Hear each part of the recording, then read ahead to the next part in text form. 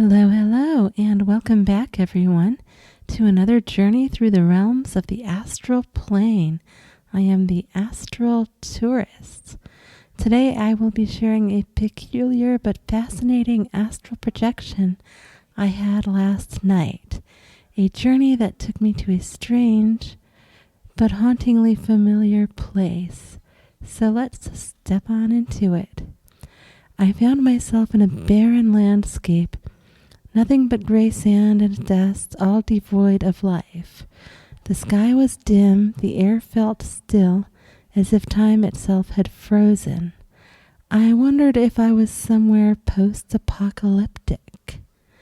Ahead of me, and just to my left, stood a tall metallic skyscraper, its stark, desolate presence perched on a dusty, barren hill.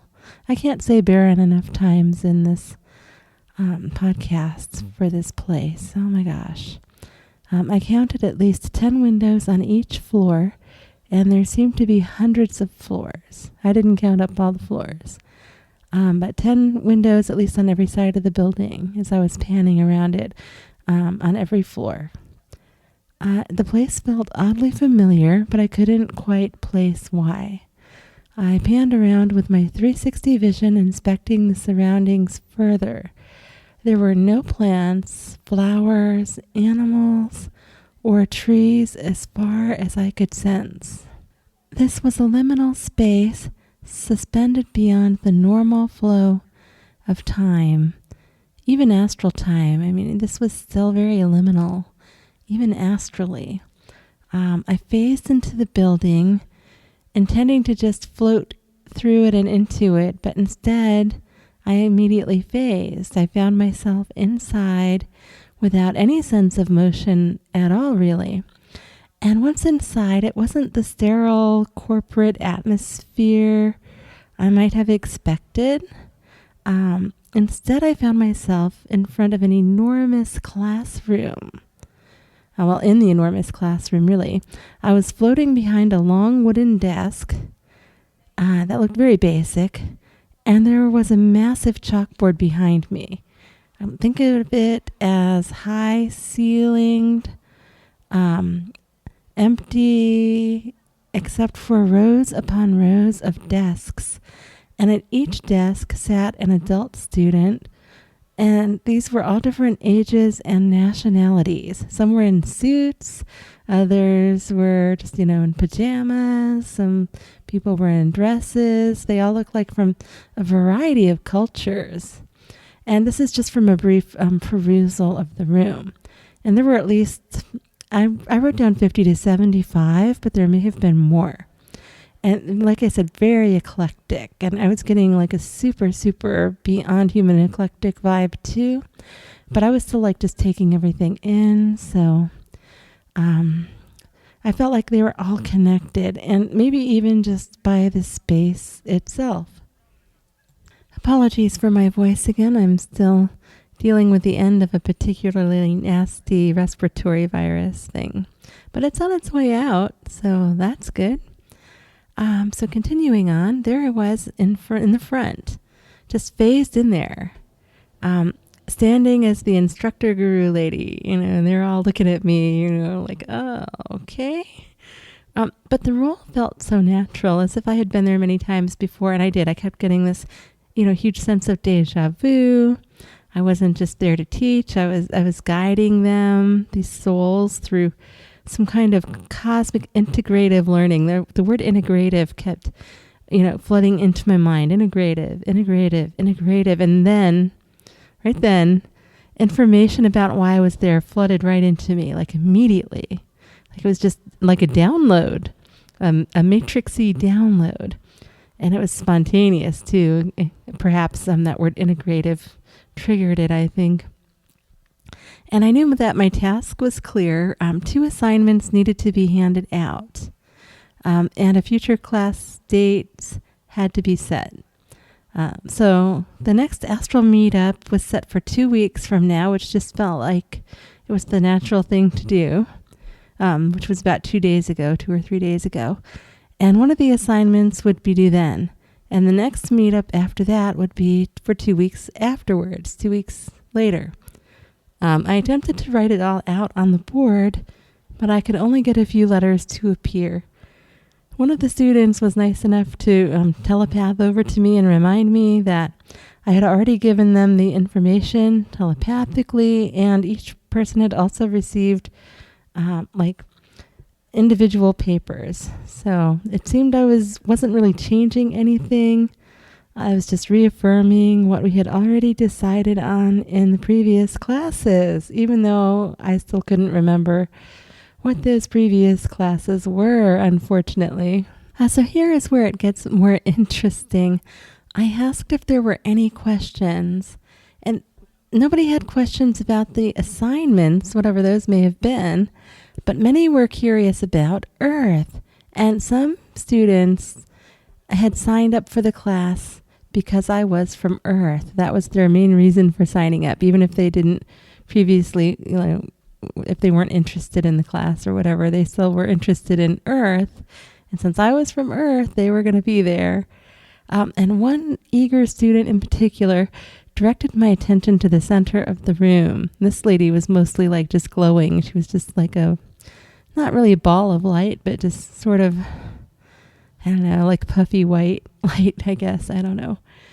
And there on a circular stand was a large cage with wide curved bars, but no top to it. And inside it, there was this small brown and white speckled finch. The cage was huge, at least 6 to 7 feet around and circular, and the bird had plenty of room in there since it's just this one little finch inside it. It could have flown away at any time through the bars or at the top, but it seemed pretty content, and it had been provided, I saw, with a lot of seeds. So the students began asking all kinds of questions. They were peppering me telepathically with lots of questions about earth birds, and in particular their feathers. And I clarified, I wanted to clarify, so I did, that birds eat more than just seeds. They also enjoy, grasses, bugs, worms, even vegetables, fruits and berries. But they were really far more interested in feathers. The peaceful finch puffed up its feathers from time to time. I don't think because of us talking about it at all. I think it was just doing it to do it. And so I explained the molting process, how birds keep warm, and how they might puff up a bit right before laying eggs. And to help them understand, I sent one of the students a telepathic picture of bird eggs, and that student passed around the picture telepathically to the others. And these definitely were not all humans, even though I was perceiving them as such. Often I use a command called true form to clarify what I'm seeing, but I was too busy answering questions to do that. And some of them seemed to have no real concept of what a bird even was, beyond the general shape and form, and that they need something like seeds to survive. So I decided to just interact with the bird a little bit if I could. So I extended my misty astral hand. Remember, I usually floating around rather misty to conserve energy, into the cage. I just kind of floated my astral hand in there, and it was the usual misty form, not super solid, not invisible. And the bird was remarkably tame. And it let me gently take it in my hand even. It's like just inching my hand over there a little bit. And it was kind of looking at me. I was looking at it. And I kind of slipped my misty hand under it. And when I lifted it up, it came with my hand. So I brought it back out of the cage through those super wide bars, which was like dinosaur cage or something bars. I don't know. It really wasn't meant to contain the thing, just to make it comfortable, I think. And once I brought it back out with my hand, I put my other hand over it, just really gently. Remember, I'm all misty. And I just kind of sent it a little bit of Reiki energy. Not even that much. I only had just gotten started because I was being super, super gentle with it. And in an instant, maybe 2 instants, it was fast. It grew to 3 times its normal size. It just got all puffy. And then it began glowing with this beautiful golden light. And it took flight. It soared around the vast room. This is a giant classroom, huge, like a big hall. And for a few brief moments while it was high up in the air, because the ceiling was super high in here, it resembled a phoenix. Not, outright, just for a few moments. It got all sparkly and was really up high. And many of the students were watching in absolute awe. While others seemed, I could tell in their minds, they were studying how the bird uses the wings. And eventually the bird came back around and returned to its normal size. And it didn't come back to my hand, but it went back through the bars and into the cage and down by the seeds that it had been given. And just like that, my time in the Desolate Skyscraper classroom came to an end. I felt that familiar pull like a gentle tug, and before I knew it, I was awake. Sometimes simple moments like this are the most satisfying, because imagine just for a moment you've never, ever seen a bird fly, and what that might be like to experience for the very first time. My eyes are getting a little wet just recounting this, and they got a lot wetter earlier when I was thinking about it too, but, in a good way. But just imagine something like that. Never seen a bird fly, and not even knowing that one could, maybe. So if you enjoyed this episode, please like, share, and subscribe. It helps a small channel like mine grow and reach more curious minds like yours. If you have any questions, comments, or experiences you'd like to share, please leave them in the comments down below. Until next time, keep your eyes open, your heart wide, and remember there's always more to discover in the astral realms.